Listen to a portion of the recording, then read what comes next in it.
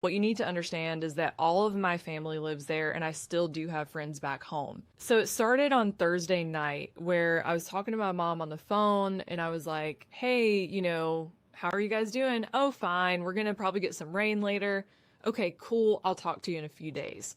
Just like every other conversation, right? My mother-in-law texts me on Friday and she said, hey, are your parents okay? And I was like, yeah, what do you mean? She's like, well, I heard that they got some flooding. You might want to check in on them. So I text them and the text message did not deliver.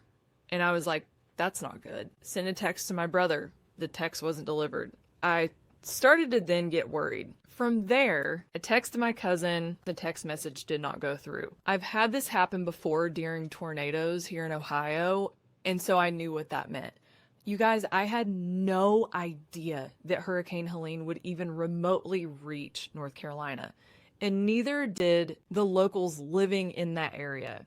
So here's what you need to understand. Growing up, we really were not scared of any natural disaster. Sure, maybe some flooding, but it wasn't common at all. We were always told if there's ever a tornado, if there's ever a hurricane, you're going to be protected because the mountains, the Blue Ridge Mountains, which is where Asheville is seated, is going to break up any sort of natural disaster like that. So it's never been a concern. And you have to understand too, within a given day, you can have 4 seasons.